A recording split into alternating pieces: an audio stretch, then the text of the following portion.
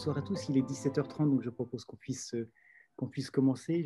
Nous sommes ravis de vous accueillir parmi nous ce soir pour cette quatrième soirée des initiatives. Elle s'inscrit dans un cycle de 4 soirées qui a commencé le 11 mai, un cycle de soirées organisé par le réseau des laboratoires et qui était consacré donc aux espaces scolaires. Les 2 premières soirées étaient plutôt consacrées à l'aménagement de l'espace classe et à l'investissement des différents espaces scolaires, que ce soit à l'intérieur ou à l'extérieur de l'établissement. La 3e soirée, la semaine dernière, était consacrée aux cours de récréation.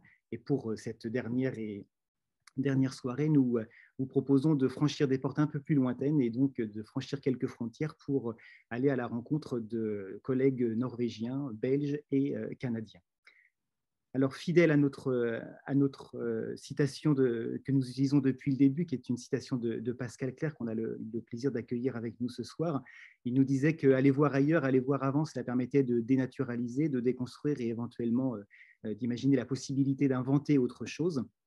Eh bien, on est vraiment dans cette idée de vous permettre d'aller voir ailleurs pour pouvoir mieux questionner nos pratiques, nos manières d'investir l'espace et donc nos manières de faire classe et d'être avec nos élèves. Aller voir ailleurs aujourd'hui, donc, au travers de plusieurs frontières, mais en même temps, le risque, et l'adage ne sera pas inutile aujourd'hui, comparaison n'est pas raison, le risque d'aller voir ailleurs et d'être un petit peu soit très séduit par l'exotisme ou alors d'avoir le souhait de donner les bons points et de dire quel serait le meilleur système éducatif parmi le système belge, norvégien, français ou bien canadien.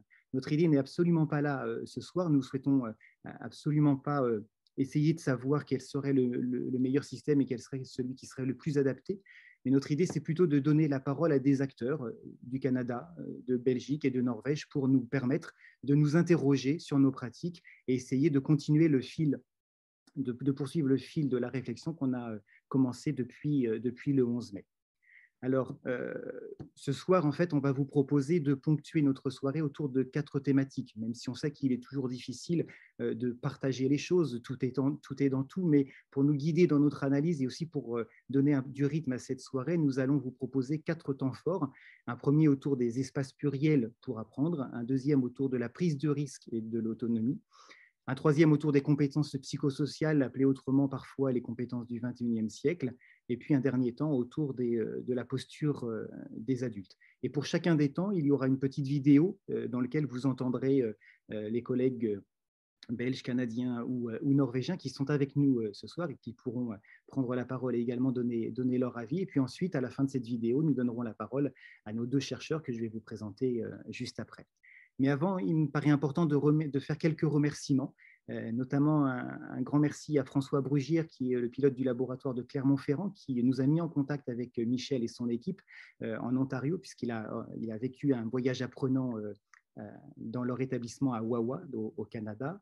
Un grand remerciement également à Philippe Richard, le président de l'OIEC, l'organisme international de l'enseignement catholique, qui nous a mis en contact avec Torbjörn en Norvège, et puis à Fabrice Golgoski, le CEGEC et toute la fédération du secondaire pour la Belgique, parce que c'est eux qui nous ont mis en contact avec Olivier et Clara et qui ont permis à mes collègues Sylvie et Claire d'aller passer une journée dans leur dispositif de classe relais. Alors les voici en images. Pour l'Ontario, vous avez donc Michel qui est chef d'établissement, Carole qui est enseignante et Lucille qui est également chef d'établissement à Wawa.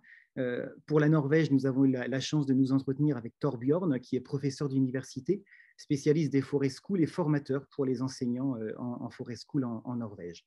Et pour terminer, le duo de Belgique, Olivier et Clara, qui sont tous les 2 enseignants en classe atelier à Boussu, à côté de Valenciennes, en Belgique.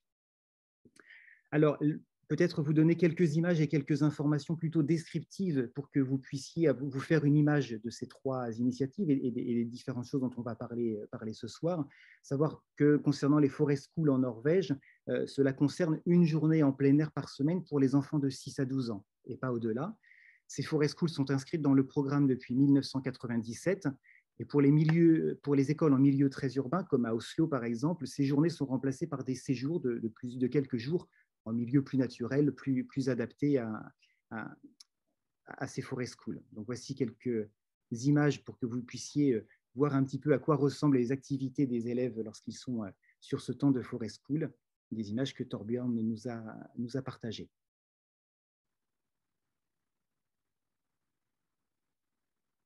Concernant les espaces en Ontario, Michel et ses collègues nous ont expliqué que faire classe dehors était inscrit également dans le curriculum, donc dans le programme. Ça concerne en niveau des tranches d'âge les élèves de 4 à 17 ans, avec des activités qui sont différentes selon les âges. Et en termes de périodicité, c'est plusieurs fois par semaine, ça peut être tous les jours.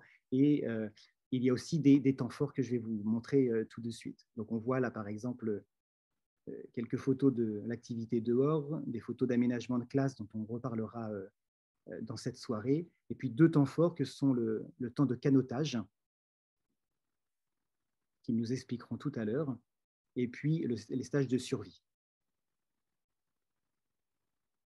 Et pour la dernière initiative, la classe atelier en Belgique, eh bien, cette classe atelier avec Clara et Olivier accueille des jeunes de milieux plutôt défavorisés. Elle existe depuis 1987 et en fait, elle consiste en un espace de 450 mètres carrés qui accueille 50 élèves avec leurs 5 ou 6 enseignants qui sont présents en permanence toute la semaine. Au niveau de classe, c'est des élèves de 6e, 5e par rapport à notre, en référence d'âge pour nous la France, donc c'est des élèves de début de collège. Et en termes de public, il faut savoir qu'ils ont fait le choix d'une mixité forte au niveau des différences de capacité d'apprentissage, puisqu'ils accueillent des élèves de filières communes, c'est-à-dire des élèves qui ont réussi le diplôme de l'école primaire, avec des élèves de filières différenciées, qui sont les élèves qui n'ont pas réussi le CEB, ce diplôme de fin d'école primaire. Donc voilà une autre image de leur classe relais. Et pour nous aider donc, à prendre du recul vis-à-vis de ces différentes paroles d'acteurs et de ces 3 initiatives, on a la chance et le plaisir d'accueillir avec nous Patrick Rayou, qui est sociologue et chercheur en sciences de l'éducation à l'Université Paris 8, et Pascal Clerc, que vous avez peut-être déjà rencontré, puisqu'il était avec nous il y a 15 jours lors de la 2e soirée, qui est géographe et professeur des universités à Cergy. Alors, on va directement commencer avec un premier film, une première petite vidéo concernant les espaces pluriels pour apprendre.